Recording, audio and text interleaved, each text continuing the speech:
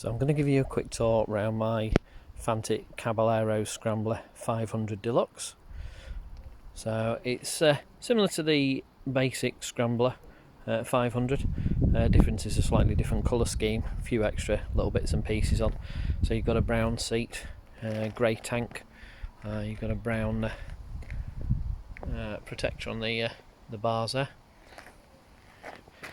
Fitted with the Arrow exhaust, so it's got a nice sound to those. And then if I drop down here, you see the brake caliper there says Bybury, which is standing for by Brembo.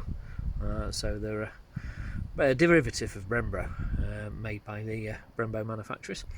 Bike comes with the Pirelli Rally Scorpion STR tyres fitted, front and rear. It's got some nice little features, so you've got a little number board on the side here.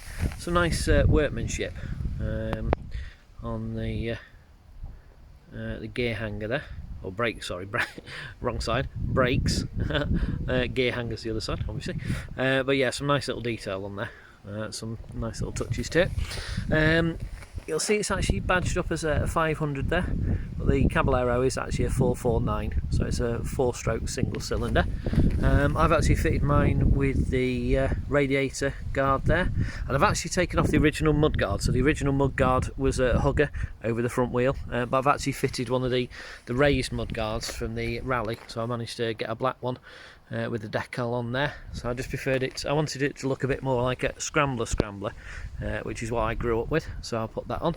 I've still got the original, and all I've done is I've taken off the bracket here, and I've just capped that with a bolt either side. So I have got the original fitting, so if you want those with it, you're more than welcome. Fit some Krieger covers there, just to stop some of the crud getting up into the upside down forks, and they're 41mm upside down forks on this one. It's got LED lights all the way around. The front number board doesn't come as standard on this, so again, bought a number board for a Rally, and I actually had the decal for it custom made. Fitted hand guards as well, so again, just a little bit of wind protection, a bit of crash protection, and I've actually put foam grips on there, partly for comfort, takes a little bit of vibration out, but also just to make the grips a little bit more comfortable and a little bit bigger. You can see on this one it's a 71 plate, and it's actually fitted at the moment with a Jivvy rack and bag, and this is one of the semi-hard bags. So nice, I think it's 17 or 18 litres if I remember rightly. It's got a waterproof cover in there as well to go over it if it rains, but quite a nice handy little bag there. Fit your gloves and tools and bits and pieces in there. And then if we go around, I've fitted an optimizer cable on there as well, so it charges. A little bit of detail here. There you go. I'll show you the gear hanger, just so we've got that one as well. Silly rookie mistake earlier on, wasn't it? And again, front caliper, Bybury, so by Brembo, and you've got the wavy disc brake on there, and again, Rally Scorpion tyres. So for those who don't know, Fantic were around in the late 60s, early 70s. They did a couple of 50cc and 125 road bikes. One of them 50cc chopper, actually, which are quite expensive these days. But they started up again in the I think it was 2000, late 2000s. And this is one of the first road bikes that they've actually brought out, the Fantic Caballero. A number of different ones in the range, but I've had this one since October last year, and I'll just show you the mileage on there while we're here. So again, it's got ABS, just putting that on there, red button here. That's sort of really the only fancy bit. You know, you've got your typical start button, kill switch on there.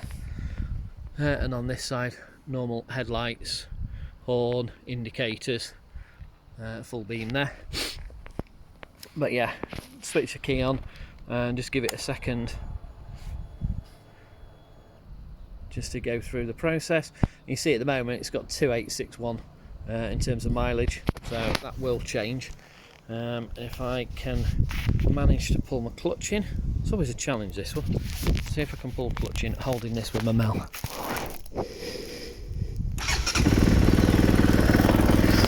See, electric start.